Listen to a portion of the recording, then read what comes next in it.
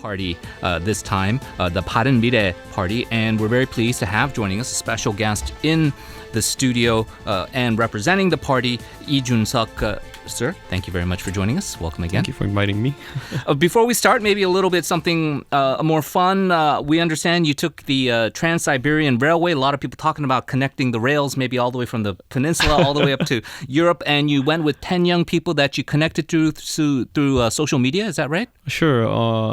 After the election, the recent election, I posted an article on my Facebook saying that I want to take some time off. Because I was I was in politics for 8 years by now. And, after 8 years, I kind of felt that I had too much of it. So I had to meet just the commoners, I think. So I posted an article, and within 2 hours, I think, I remember 10 people volunteered. So we went on a trip. Trans-Siberian. Right. And very diverse group of all ideological backgrounds. And within the 10 people, there were, I would say, they were really group of commoners saying, but there were one lawyer, a doctor, a guy who sells cell phones. And I mean, I was really surprised by how the Korean younger public views politics at this moment. And they thought most of them, because they applied in my Facebook, most of them were conservatives, but they definitely had hopes for a newly regenerated form of conservatism in Korea, but they really had no confidence in the current members of the parties. So, I mean, with talking to them, I kind of thought that party reform should start with bringing in new people to the party. So well, speaking of bringing new people into the party, and we'll of course talk a little bit about the future of 바른미래 and your hopefully future leadership role in the party. But once the election was over, you mentioned you needed to take a break. You took a very short break, it appears. But one of the leaders of your party, the former mayoral candidate for Seoul, An Chul-soo, also immediately left after the elections. And subsequently, he decided to, I guess the term would be retire from politics, but we don't know how permanent or anything like that. In Korea, retirement never means permanent. There's been a lot of back and forth. Obviously, if people know the history, there were two by-election races that the 바른미래 were also contesting here in Seoul. The Noan district, which was formerly represented by An Chul-soo, and then the Songpa district, which was represented, which was run under the 바른미래 banner by Park Jong-jin.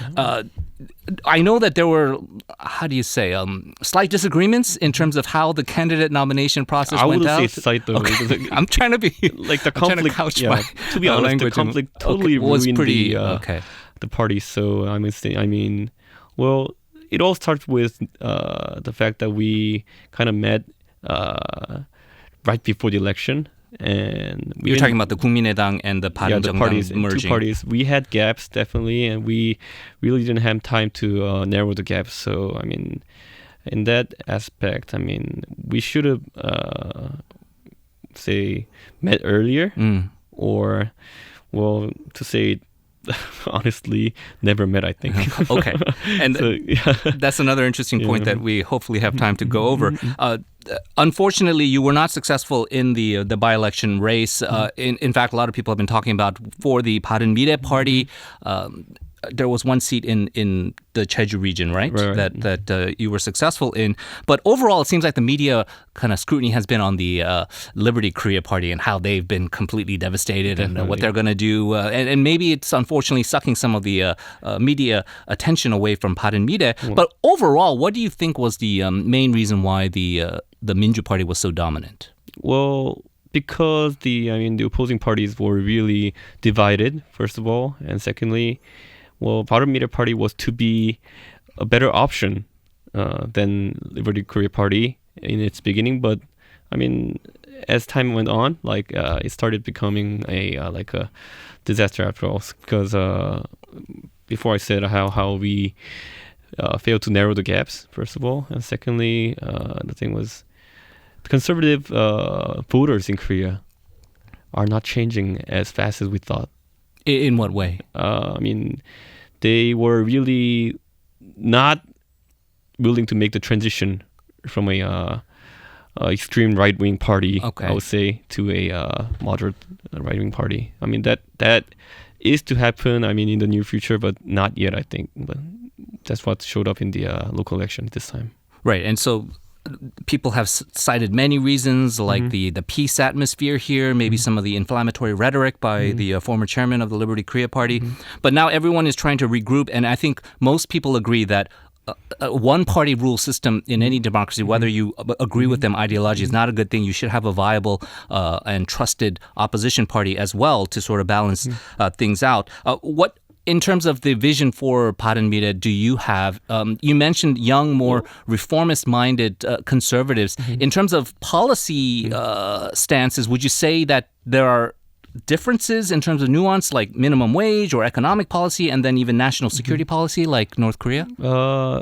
Regarding the national defense and security issue, I think the younger generation is making a transition from what the conservatives had to say for the past half century, to a more moderate peace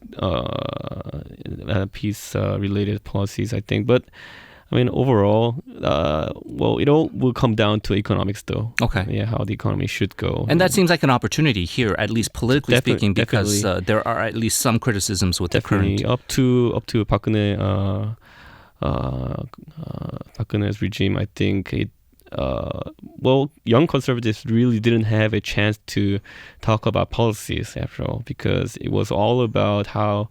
I mean, if we said conservative policy, it all meant how we have to deal with North Korea and those kind of defense issues and all those stuff. But economics and economic policies really is drawing attention from the younger generation, as it's getting more and more harder to get jobs. And I mean, the minimum wage issue, as you mentioned, is a policy that directly affects the younger generation, because most of them are suffering from low wages, I think. But I mean, up to now, I mean, to younger generation, maybe Moon Jae-in's policies, economic policies, could have felt reasonable. But after a year, I think they're starting to recognize that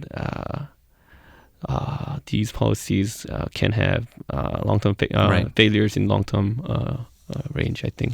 And that's really the main point, is that some of the people listening may disagree that maybe they support the minimum wage hikes or some of the other issues of economic reform. But the bottom line is that debate should be had, right? And it should be had in a very good faith way. The problem is what direction can, I don't want to call it conservative or center-right. What way can there be sort of a realignment that they always talk about after these big elections? Well, I mean, towards economy, I think if you think about a former Century Party's policies, I don't think their economic policies were anywhere near right, I think.